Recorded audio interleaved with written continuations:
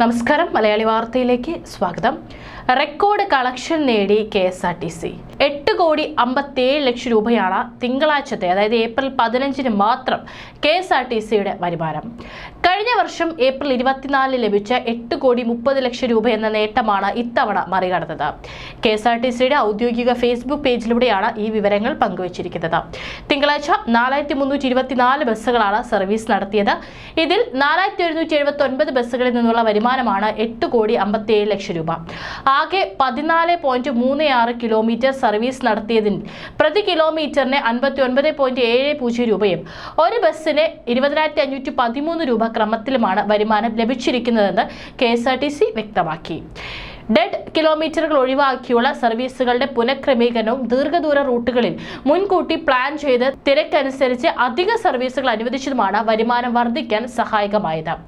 വിഷുവധി കഴിഞ്ഞ് ആളുകൾ ഓഫീസുകളിലേക്കും ജോലി സ്ഥലത്തേക്കും മടങ്ങാനുള്ള തിരക്കാണ് KSRTCക്ക് ഗുണമായതെന്നാണ് വിലയിരുത്തൽ.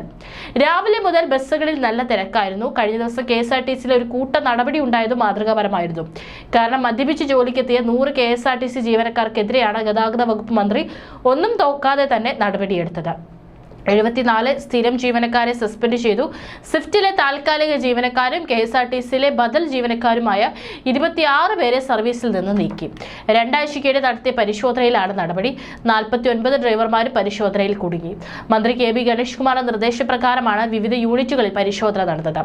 ഡ്യൂട്ടിക്കായി എത്തുന്ന വനിതകൾ ഒഴികെയുള്ള മുഴുവൻ ജീവനക്കാരെയും ബ്രീത്ത് അനലൈസർ ഉപയോഗിച്ച് പരിശോധിച്ച് ജീവനക്കാർ മദ്യപിച്ചിട്ടില്ലെന്ന് ഉറപ്പുവരുത്തി മാത്രമേ ഡ്യൂട്ടിക്ക് നിയോഗിക്കുവാൻ പാടുള്ളൂ എന്ന ഗതാഗത വകുപ്പ് മന്ത്രിയുടെ നിർദ്ദേശപ്രകാരമാണ് പരിശോധന നടന്നത്. ഇതിന്റെ അടിസ്ഥാനത്തിൽ KSRTC വിജിലൻസ് വിഭാഗം പരിശോധന ശക്തമാക്കിയിരുന്നു.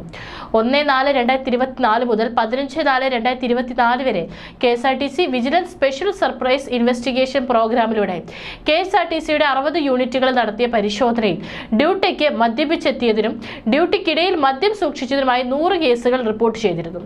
60 യൂണിറ്റുകളായി 1 station master, 2 vehicle supervisor, 1 security sergeant, 9 സ്ഥിരം മെക്കാനിക്, 1 ബദലി മെക്കാനിക്, 22 സ്ഥിരം കണ്ടക്ടർ, 9 ബദലി കണ്ടക്ടർ, 1 സ്വിഫ്റ്റ് കണ്ടക്ടർ, 39 സ്ഥിരം ഡ്രൈവർ, 10 ബദലി driver, 5 Swift driver cum conductor എന്നിവരാണ് ഡ്യൂട്ടിക്ക് മദ്യപിച്ചെത്തിയതായി വിജിലൻസ് വിഭാഗം പരിശോധനയിൽ കണ്ടെത്തിയത്.